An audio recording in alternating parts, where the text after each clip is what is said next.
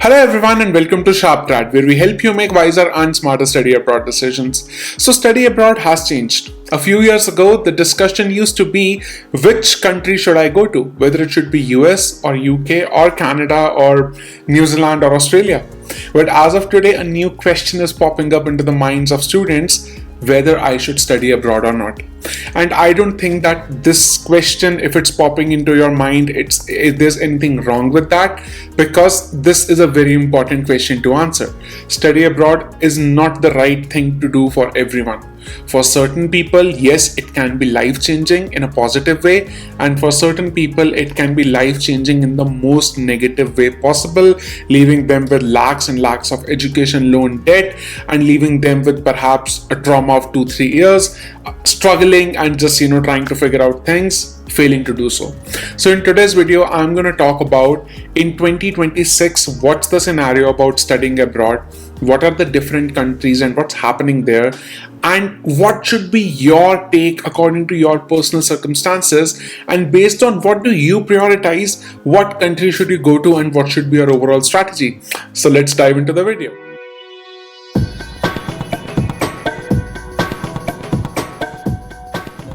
Okay, so first of all, the 2025's job market is not good at all. You know that, I know that, everyone knows that. If anyone is telling you that yes, there are a lot of jobs outside of India, they are lying to you right now. You can look at any country, US, UK, Canada, Australia, New Zealand, whichever country you want to look at, the job market is really bad, and you have a huge chunk of people who have studied there in the last couple of years who are struggling to find their first entry-level job with the help of which they can start their career.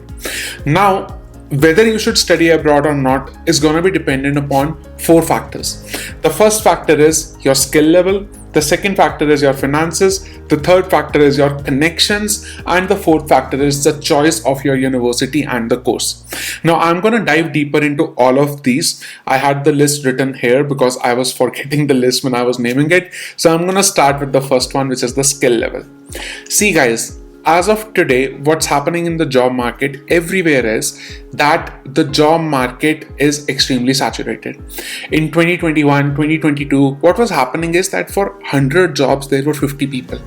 Every person who would apply for even a job that is not related to their previous experience or their previous domain, they would still get interview calls because the companies were desperately looking for people. This environment was also known as the ZIRP environment, zero interest rate environment, in which the companies had a lot of investor money. They were hiring a lot of people. Parties were going on everywhere, right? Bonuses were here and there. Huge money was flowing. But as of today, that's not the case. As of today, if there are perhaps 10 postings in an organization, there are more than 1,500 or 2,000 people who have applied for those 10 postings. The number of jobs has reduced and the number of people in the job market has increased tremendously. Now, this brings me to this point that you have to be someone who has above average or exceptional skills in at least one domain. You have to pick up at least one domain and you have to become an expert at it, you have to become a master at it. Even if it's just communication skills, yes, if you just have basic and good communication skills, you can land great jobs here in the West, in sales, business development, customer support, etc. But if not communication skills, you have to pick up one skill related to whatever your background is. Let's say if you are a computer science engineer, pick up a programming language and become a 10 on 10 level pro at that. If you're, let's say, from finance, then you have to pick up a particular company valuation method. Let's take an example and become a super duper pro at that. You have to pick up one skill and become very good at it. The reason behind that is when you will be in the job market after your master's degree or your bachelor's degree, whatever you're planning to pursue, you will be hired on the basis of what you can do best as compared to the other 1,000 people in the pool. Let's take an example. At this point of time at SharpGrad, if I'm looking forward to hiring a video editor and I see the profile of someone who is great at editing talking head videos like this for my YouTube channel, I would definitely be interested in talking to them. But I might not be interested in talking to a general video editor or a graphic designer at this point of time. Why? Because the number of video editors approaching me is 10 times more than my requirement. So that's the situation of the job market right now. You have to pick up one skill and please become an expert at it. Please become a master at it. Please become world class at it. Trust me, no matter which country you are in, finding a job is not going to be a problem for you whatsoever.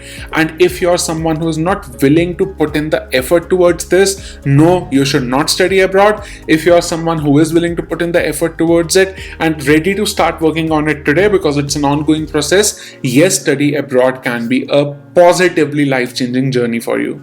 Next, let's talk about the finances. Okay, so I have a clear suggestion at this point of time. Do not go beyond your budget.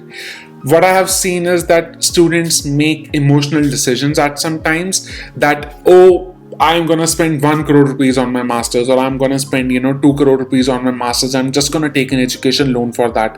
I would highly recommend you to invest only the money at this point of time that is in your budget. Now, how can you come up with your budget? So look at what the EMI of your education loan is going to be. Let's say if you're taking an education loan of 40 lakh rupees, the average EMI is around 40 to 43,000 rupees, right? You have to look at that amount and you have to ask yourself, okay, if I am working outside of India or even inside of India, that after my masters, if I come back to India after let's say 2 years, would it be okay for me to pay the EMI of 45,000 rupees or not? Would it be okay for my family to pay this or not? Do not go beyond your budget. Do not exceed your budget. Pick up a reasonable university. Try to target as many scholarships as possible. Go to a good university that can help you land a job, but at the same time, do not spend beyond what your budget is at this point of time, because no matter how much effort some people are putting, yes, it has become difficult to find a job for sure. At times it can take a very long time, and if during that long time your family is not able to financially support you with the education loan repayment, it can put additional stress on you. Third is about connections. So as far as the job market today is concerned and the job market in the upcoming years is concerned, it is going to be a lot dependent upon whom you know and how many referrals can you get and how well can you position yourself into the company's candidate pool. So whichever country you have some better connections in, for example, if you have some good connections in Canada and you're getting to study at a good university here in Canada, trust me, you should come here.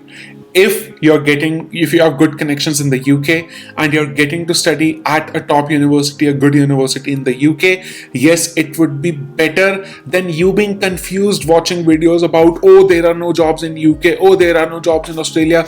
Well, if you have some decent connections in whichever country, even in India, finding jobs is comparatively easier. So follow where your connections are, follow where you already have some friends, family, relatives, and if you do not have connections, build those connections and go to a country where you think it would be easier for you to build those connections, because those connections are what is going to help you in landing a job. These connections are what is going to help you in growing in your career once you land a job. Last but not the least is going to be about the choice of the university and the course. If you are going to a mediocre university in 2025 or 2026 and you are pursuing a general course, well, my dear friend, you are ready to spend 30-40 lakh rupees and perhaps burning them, because as of now you have to study at a top university so that your resume is shortlisted as compared to the 1,000 other resumes that are being posted.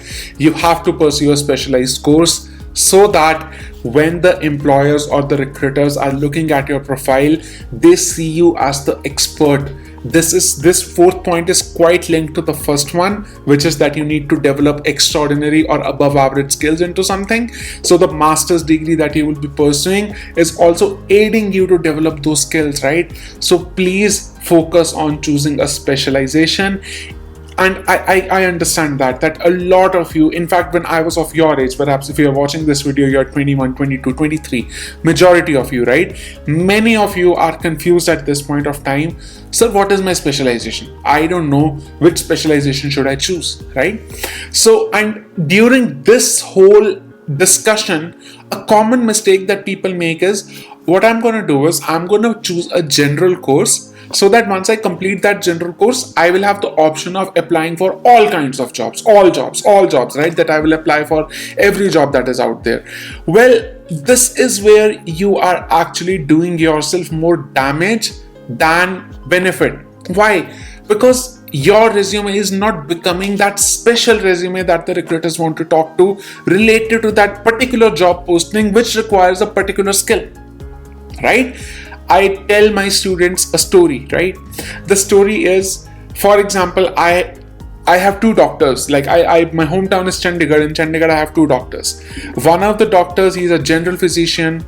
I go to his place, I go to his clinic whenever I have a bad throat, cold, cough, something of that sort. I go visit him. Generally, he's sitting idle, right? One or two patients at max. I would see him, he would spend 20 minutes with me, he would charge me 400 rupees. It used to be 300, now he's increased it to 400 rupees. He would write paracetamol, basic medicines to me, and job done, right? Over. At the same time, I know a doctor who's a neurologist. I visit him, I consult him, and that doctor, I need to wait for 3 months to get his appointment. I pay him 2500 rupees for every single appointment, and still it takes me 3 months to get his appointment. Why? Because this neurologist is a specialist in treating a condition that I need treatment for. This is how you have to position yourself.